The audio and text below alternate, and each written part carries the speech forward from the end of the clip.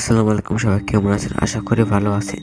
তো গল্পের যে আজকে যে গল্পটি বলবো সেই গল্পটির নাম হলো কাল রাতের তান্ত্রিক। A horror a fame story by RJ. Rabbi. তো আজকে যে গল্পটি বলবো সেই গল্পটি বলছে আমাদের তানভীর। তার বাড়ি বগুড়া। তো তার সবকিছু গোপন রেখেছে যে লেখা আছে প্রিয় রাব্বি ভাই। আশা করি ভালো আছেন। তো আজকে যে গল্পটি বলবো সেটি আমাদের পাড়ার এক কাল রাত্রির তান্ত্রিক করালের কথা। সে এখন মারা গেছে, সে জীবিত নয়। তো তার একটি গল্প পাঠিয়েছে হোয়াটসঅ্যাপে। আপনারা এই নিচে হোয়াটসঅ্যাপে পাঠাতে পারেন হোয়াটসঅ্যাপে পাঠাতে পারেন আপনার জানার মতন কিছু গল্প কিংবা আপনার সাথে ঘটে যাওয়া কিছু গল্প ভূতের, সেটি আপনারা আমাদের সাথে হোয়াটসঅ্যাপে শেয়ার করতে পারেন। তো এখন গল্প শুরু। এখন রাত 12:05। তুমি শুনছো FM horror night with RJ. রাব্বি। আজ আমি তোমাদের শোনাতে যাচ্ছি এমন এক গল্প যেখানে এক তান্ত্রিক ছায়া কখনো নড়ে, যেখানে মৃত্যুরাও কথা বলে। গল্পের নাম কাল রাত্রির তান্ত্রিক। ঘটনা 1। চিঠি। অর্ণব এক সাংবাদিক ঢাকার বাইরে শীতলপুর নামের এক পুরনো গ্রামে যায়। সে শুনেছে এক তান্ত্রিক করালির কাহিনী, যিনি মৃত্যুদের আত্মা ডাকতেন কালরাত্রিতে। রাতের ট্রেন থেকে নেমে অর্ণব পৌঁছায় এক পুরনো ডাকবাংলোয়। সেখানে এক বৃদ্ধা মায়া তাকে বলে, মায়া গম্ভীর কণ্ঠে, বাবা, রাতের পর কেউ ওই কালো শ্মশানে যায় না। করালি ওখানে এখনো, ওর মন্ত্র আজও বেঁচে আছে। অর্ণব হাসে, ভাবে এসব কুসংস্কার। কিন্তু রাতে জানালার পাশে একটি চিঠি পায়। যদি সত্যও জানতে চাও, কাল রাত 3টায় শ্মশানে এসো। করালির আত্মা অপেক্ষায় আছে। এবং ঘটনা 2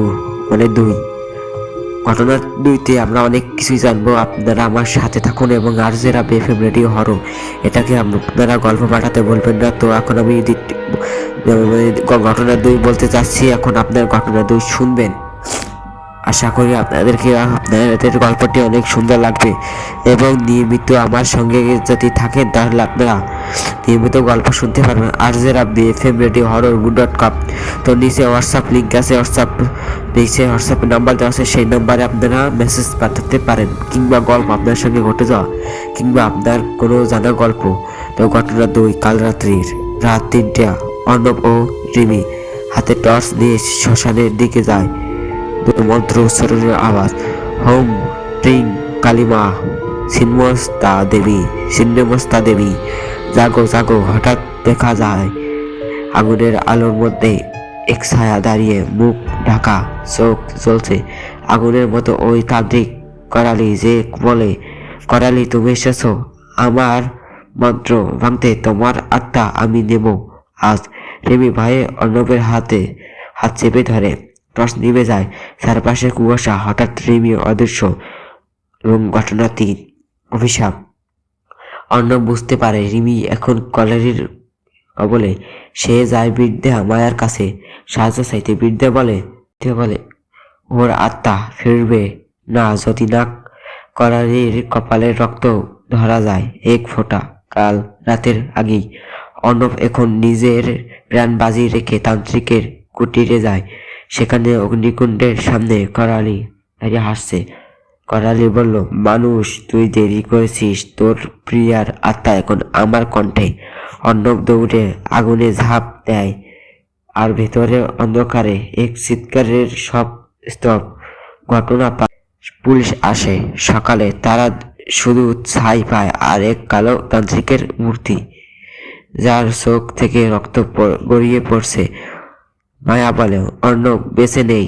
করালির মন্ত্রে আজও থামেনি, কিন্তু প্রতি কাল রাত্রিতে কেউ না কেউ হারিয়ে যায়। তুমি শুনছো আর.জে. রাব্বি FM হরর নাইট গল্প কাল রাত্রি তান্ত্রিক। বিশ্বাস করো বা না করো, শীতলপুর গ্রামে ওই শ্মশানটা আজও আছে। রাত 3টা দিকে গেল বাতাসে মন্ত্রে ভেসে আসে কালিমা। হয়তো তুমিও শুনবে সেই ডাক। তো এখন শীতলপুর গ্রাম থেকে আমাদের তামিম ভাই সেটি বলল অনেক গল্পটি তার অনেক সুন্দর এবং আমরা তাকে সিলেক্ট করলাম। সে আমাদের গল্পের লিঙ্ক থেকে আছে মানে টপ 10-এর ভিতরে এখন তাই কেউ যেতে পারেনি, কিংবা টপ 10-এর আপনি গল্প যদি শুনে থাকেন তাহলে আমাদের চ্যানেলটি তাড়াতাড়ি ফলো করুন, বা ইউটিউবে আমার RJ রাব্বি FM রেডিও আছে, সেখান থেকে আপনি সাবস্ক্রাইব দিয়ে আমাদের আইডি দেখতে পারেন, কিংবা সেখান থেকে টপ 10-এর মধ্যে লড়াই শুনতে পারেন। তো ধন্যবাদ। আপনারা এরকম গল্প যদি লিখতে চান তাহলে আমার হোয়াটসঅ্যাপ আছে, হোয়াটসঅ্যাপ নাম্বারে জয়েন হয়ে এবং আমাদের লিঙ্কটা থাকবে, সেখানে আপনি আমাদের মেসেজ দিতে পারে আপনার সাথে ঘটে যাওয়া কিছু ভয়ানক গল্প কিংবা আপনার জানা মতন কিছু গল্প। তো ধন্যবাদ। আসসালামু আলাইকুম।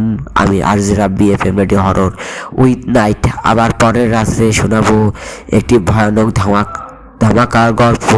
তো এখন সবাইকে টাটা, বাই বাই। সবাই এখন ঘুমিও এবং ঘুমাবার সময় আবার কালিমা ডাক যেন না শুনে। ইনশাআল্লাহ। আল্লাহু আকবার।